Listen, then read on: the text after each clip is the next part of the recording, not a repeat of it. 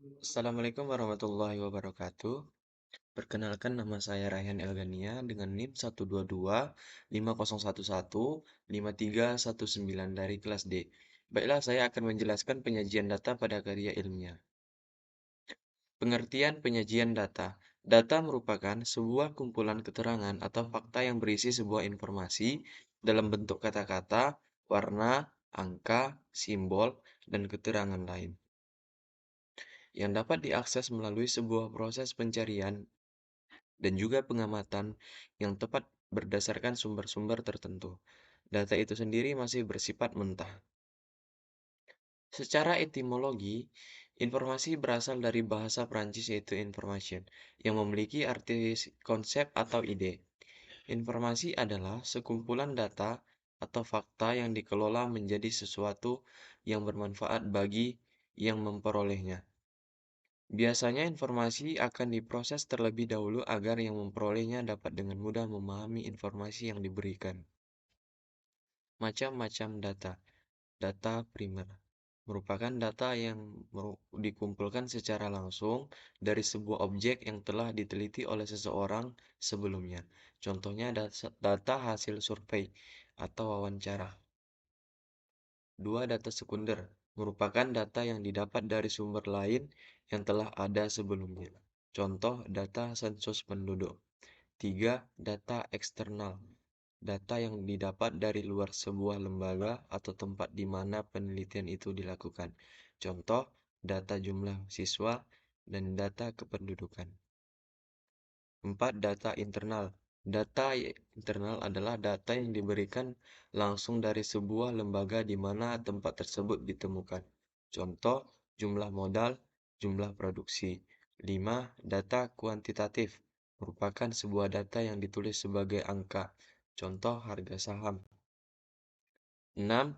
Data kualitatif. Data yang dijelaskan dalam bentuk verbal, simbol, atau gambar. Contoh, singkat kepuasan pelanggan dari sebuah layanan. Penyajian data dapat juga berfungsi memberi gambaran yang sistematis dari sebuah penelitian. Aturan penyajian data adalah komunikatif dan juga lengkap, yang mana data yang disajikan dapat menarik perhatian orang banyak dan bisa membuat penerimanya memahami isinya.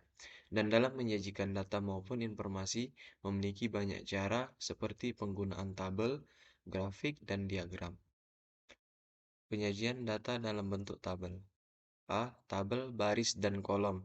Biasanya digunakan untuk memberikan informasi nilai dari suatu kategori data saja. Contohnya, tabel usia dan frekuensi. B. Tabel kontingensi. Kalau tabel kontingensi ini menjelaskan perbandingan atau juga hubungan dari dua kategori yang berbeda.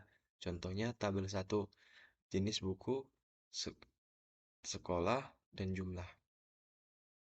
3. Tabel distribusi frekuensi. Tabel ini menguraikan data berupa interval yang memiliki frekuensi datanya masing-masing. Contohnya, tabel distribusi frekuensi nilai ulangan matematika. 2. Penyajian data dalam bentuk diagram. Diagram merupakan bentuk penggambaran data yang menunjukkan komposisi persebaran suatu data. Diagram sendiri memiliki dua jenis yaitu pie chart dan diagram batang. A. Diagram pie chart atau lingkaran. Diagram ini merupakan bentuk penyajian data dalam sebuah gambar atau latar lingkaran. Contohnya, diagram lingkaran pada proporsi tinggi badan siswa. B. Diagram batang. Diagram ini merupakan penyajian data berisi grafik yang tersusun dalam kolom berbentuk persegi panjang atau batang.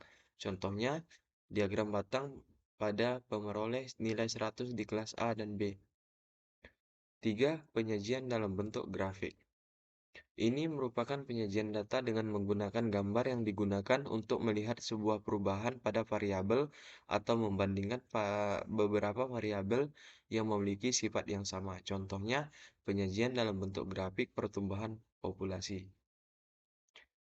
Adapun tata cara untuk menyajikan data adalah A. Mengelompokkan data secara berurutan, mulai dari data yang terkecil sampai data terbesar atau sebaliknya. B. Masukkan data tersebut secara berurutan ke dalam tabel. C. Tuliskan judul tabel di bagian atas tabel dengan menggunakan huruf kapital. 2. Diagram atau grafik. Ubah data dalam bentuk tabel. Buatlah garis tegak lurus, garis mendatar, menyatakan jenis dan data, dan garis tegak menyatakan banyak data.